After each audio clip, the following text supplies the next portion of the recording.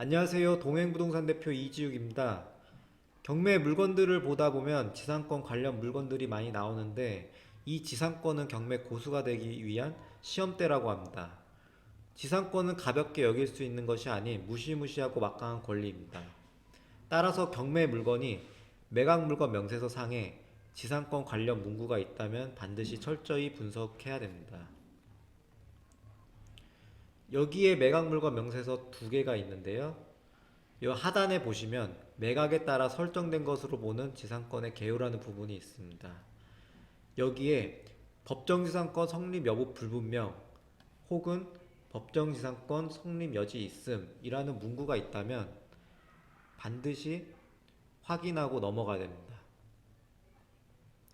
이 지상권을 올바르게 이해하고 익힌다면 남들은 주저하는 지상권 물건을 마음 편히 입찰할 수 있는 엄청난 경쟁력을 갖출 수 있습니다. 이와 관련하여 지상권에 대한 기본 개념에 대해 알아보고자 합니다. 토지를 소유하지 못한 사람이 타인의 토지를 빌려 사용 수익하는 방법에는 두 가지 방법이 있습니다. 바로 물권인 지상권과 채권인 토지 임차권입니다. 그러면 이 둘의 차이는 무엇일까요? 물권과 채권이라는 것입니다. 채권이라는 것은 계약 당사자인 상대방에게만 주장할 수 있는 권리이고, 물권의 경우에는 계약 상대방뿐만 아니라 제3자 누구에게나 주장할 수 있는 권리이기 때문에 물권이 채권보다 훨씬 더 강력한 권리라는 것을 알 수 있습니다. 그리고 민법에서는 임차인의 강력한 권리 보호를 위해 지상권이라는 것이 존재하지만, 결론적으로 말씀드리면 실제 실무상으로는 토지에 대한 지상권 설정 계약을 하는 경우는 전무하다고 볼 수 있습니다. 임대인의 입장에서 임차인의 지상권 설정을 꺼릴 수밖에 없는 주된 이유는 크게 두 가지입니다. 첫 번째는 지상권 설정의 존속기한입니다. 이 존속기한이라 함은 견고한 건물 또는 수목의 경우에는 30년, 그 밖의 건물 등은 15년, 공작물의 경우에는 5년입니다. 견고하지 않은 건물, 그리고 그 밖의 건물이라는 판단의 기준이 애매모호합니다. 따라서 건물이라고 하면 기본 30년이다 생각하시면 됩니다. 지상권의 법률 규정은 임의 규정이 아닌 강행 규정으로, 예를 들면 계약 당사자 간의 협의로 지상권 설정 계약을 10년으로 설정하였다 하더라도 10년이 아닌 30년으로 적용되게 됩니다. 두 번째로 지상권의 갱신 청구권입니다. 30년의 지상권 계약이 만기하더라도 임차인은 지상권에 대한 갱신 청구권을 행사할 수 있습니다. 여기서 임대인이 그럴 리는 없겠지만 예스라고 할 경우에는 다시 30년으로 추가 연장이 되어버립니다. 지상권이 계약갱신 돼버리면 기존의 30년 후에 다시 새로운 30년이 적용되기 때문에 총 60년 동안 지루나 받아먹을 수밖에 없습니다. 그런데 여기서 임대인이 갱신을 노할 경우에는 지상권 목적 토지 위에 지상물이 존치하고 있다면 임차인이 임대인에 대해 지상물 매수 청구권을 행사할 수 있습니다. 지상물 매수 청구권은 단어만 청구권이지 실제적으로는 형성권입니다. 청구권과 형성권의 차이점은, 청구권의 경우에는 권리를 가지고 있는 자가 상대방인 의무자에게 권리를 요구할 경우 그 의무자가 그 요구에 대해서 행위를 해 주어야지만 권리자가 만족할 수 있습니다. 청구권의 예를 들면 소유권 이전 등기 청구권을 들 수 있는데, 매수자가 소유권 이전 등기 청구권에 대해 권리를 매도자에게 요구할 경우 반대급부로서 매도자가 이전 등기를 해 주어야지만 매수자가 권리를 만족할 수 있습니다. 그래서 이에 반해 형성권은 해당 권리자의 일방적 의사표시만으로도 궁극적인 효력이 발생하게 됩니다. 즉 상대방의 동의나 행위가 없더라도 효력이 발생하게 됩니다. 형성권의 예를 들면은 계약의 취소 또는 해제 등을 들 수 있습니다. 상대방으로 인해 사기나 강박 등 또는 계약을 취소 또는 해제하겠다고 할 경우 상대방이 이를 거절할 수 없습니다.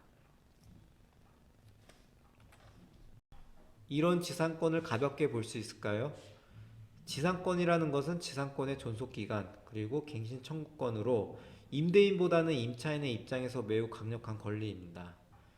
이에 반해 임대인 입장이라면 어느 누구도 지상권 설정을 함부로 해줄 수 없거니와 실무상으로는 지상권 설정이 전무할 수밖에 없는 이유입니다. 그런데 토지 등기를 열람해 보면은 지상권 설정이 생각보다 많이 되어 있습니다. 이걸 보면서 이게 무슨 소리냐고 반박하실 분이 계실 건데요. 여기서 지상권 설정이 전무하다는 것은 사용 수익을 위한 지상권 설정이 전무하다는 것을 의미합니다. 실제로는 지상권 설정은 사용 수익보다는 담보 대용으로 설정됩니다. 소유권이라는 것은 사용 수익 가치와 교환 가치 모두를 가지고 있습니다. 그래서 소유자는 전적으로 사용할 권리와 또는 매매를 통한 교환 가치 등의 권리를 모두 행사할 수 있습니다. 저당권의 경우에는 사용 수익 가치가 없는 오로지 담보 대용으로서 교환 가치만을 가지고 있습니다. 예를 들면은 은행에서 소유자가 살고 있는 주택에 저당권을 설정하더라도 소유자는 주택 사용에 대해서 제한받지 않죠.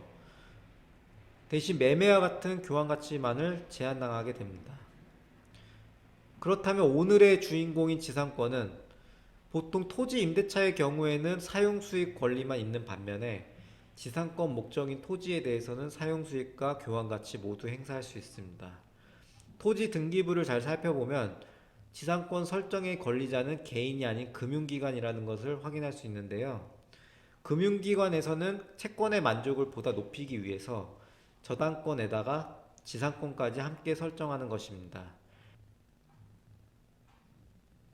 만약 저당권만 있을 경우에는 사용수익 권한이 없기 때문에 소유자 혹은 제3자가 토지 위에 건물을 지을 경우에는 담보가치가 하락하게 되어서 결론적으로는 채권의 만족을 받기가 어려워질 수 있음을 대비하는 것입니다.